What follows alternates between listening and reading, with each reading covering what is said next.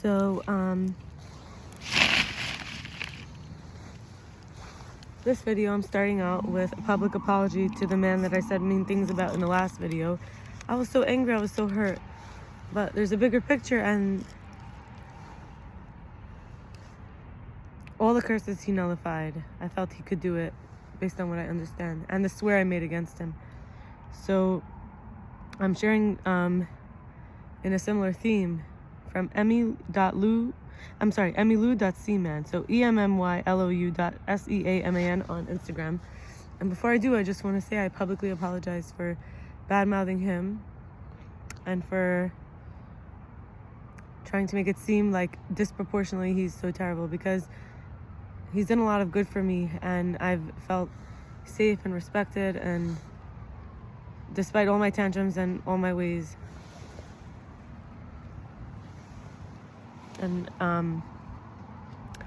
all the things about myself that I showed to him that no one ever wanted or loved. And I've tested him a lot, more than a person should be tested, and I feel like I'm ready to say, like, what he often tells me: you're lovable to him.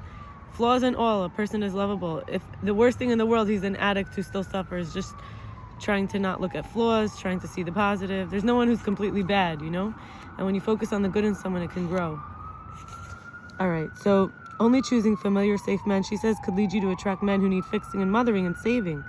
And it could feel like inconsistent. It could feel like consistent men are boring and lack excitement, and are more. You could be more attracted to men who are hard to read. And you might confuse anxiety, butterflies, and intensity as chemistry, and not trust men who are available and there for you, and always check messages, tone, and energy, and be more comfortable giving love than receiving it, and make excuses for the absence, like he's busy, he just needs time, and feel most wanted when he comes back right after pulling away or pushing away.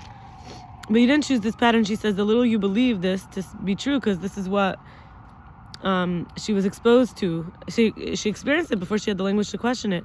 The fact that you keep finding yourself here is not a reflection of your worth, your value, what you deserve. It's a sign that something inside of you is ready to be healed, and that this is where familiar was first created in the childhood. But this was also before you were aware of it, because it's your familiar. It's the idea that familiar keeps you safe, right? We think our family is going to keep us safe. So these don't come from nowhere. Underneath every one of these potential behaviors, where you're okay with this or that, or something feels normal, is the belief that we formed in childhood in our nervous system about love, ourselves, our worth. Beliefs like maybe love has to be earned, which isn't true, or that our needs are too much, which is not true. If we love someone enough, they're going to change, which is not true. Or we're only valuable when we're needed, which isn't true. Or that being chosen means we're worthy, which isn't true.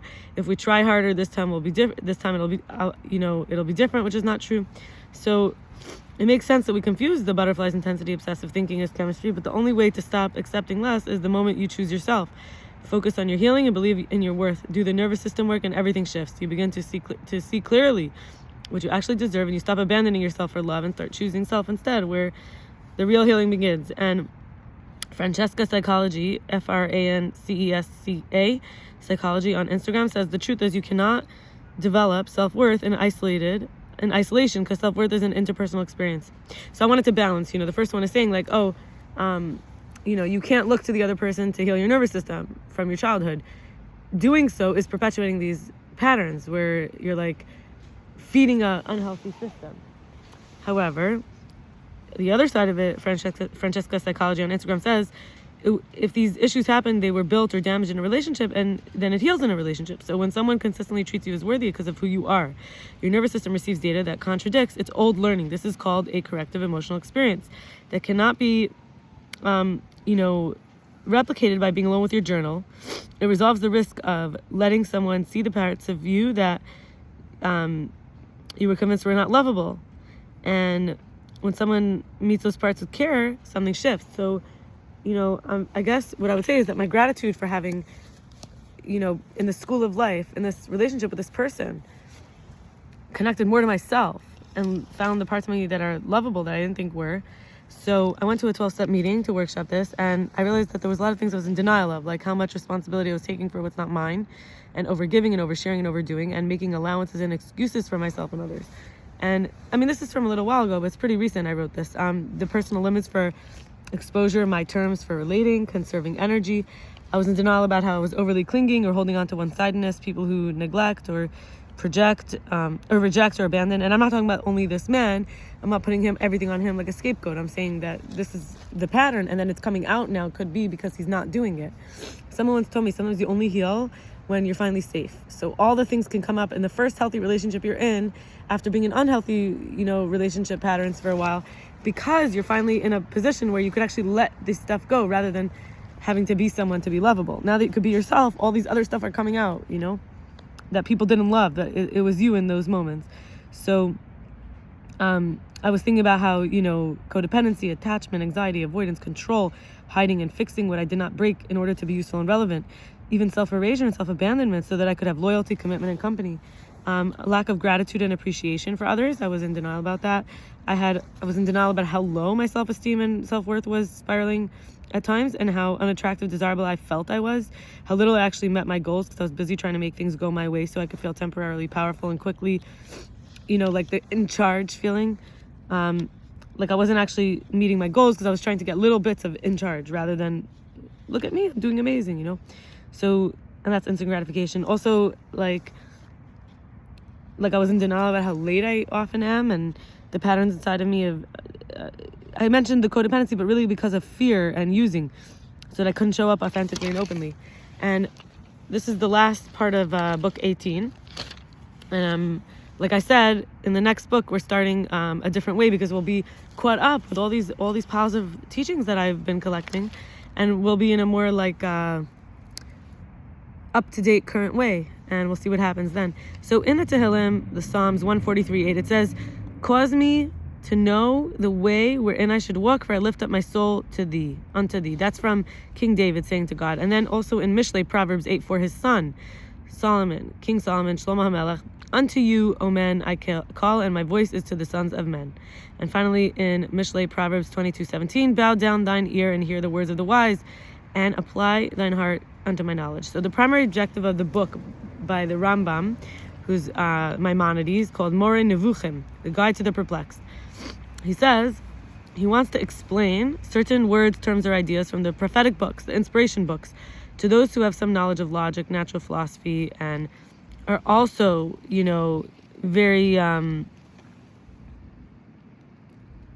and like are doing their best to study and follow the holy law, the Torah, and enlighten. And these books are meant, this book he's writing, The Perplexed, is meant to enlighten a religious man, or you would say a Torah observant man, who's trained to believe in the truth of our holy law, conscientiously fulfilling moral and religious duties. But simultaneously, he is successful in the philosophical study, and he is attracted to the sphere of human reason and finds it difficult to accept as correct the teachings based on literal interpretation of the law, especially that which he himself or others derived from those homonyms, metaphorical or hybrid expressions. He finds himself lost or in anxiety, perplexity. In other words, there are things that are said and it doesn't really make sense in his real life, but he wants to believe that everything's true. So he's like, how could it be taken? How should I look at this? So the Rambam says that a person who's actually like already in both worlds, if he were to be guided only by reason and renounce all the previous views based on these expressions, he would consider he'd rejected the fundamental principles of the law. And if he retains the opinions which were derived from the expressions, then if instead of following his reason he abandoned its guidance altogether, it would still appear that his religious convictions suffered loss and injury, because he'd be left with those errors which give rise to fear, anxiety, constant grief, and great perplexity. So he feels like it's a lose-lose. Like either he trusts only reason or he trusts only Torah, because they don't seem to match. There seems to be a gap. So the second objective of the book, and I'll be sharing as I go along, is to explain certain obscure figures which occur in the prophets. They're not distinctly characterized as being figures, because if you take things in the literal or figurative sense, that could be bewildering even to someone who's well informed, whether it's literal or figurative. And he has a quote here from Tehillim, Psalms 25:14. "The secret of the Lord is with them that fear him." So the sages said the Mishlei is just a Genesis story, the act of creation, that as God creating the world, it says it can't be expounded in the presence of two. In other words, an author can't even explain it in writing. It would mean thousands of men he can't expound on them because thousands of men would read it. In other words, you can only say one person to another. One person has to transmit to the other in a way that they could understand. That's what the sages say according to the Rambam, Maimonides. That's why the sages and prophets treat these subjects as figures and speak of them in metaphors and allegories, because there's a close affinity between these subjects and metaphysics, and indeed, they form part of its mysteries. And that's all for today. I wish everybody Shavua Tov, a good week, and all the best. May tomorrow be uplifting, and a really great day. May tomorrow be really fantastic.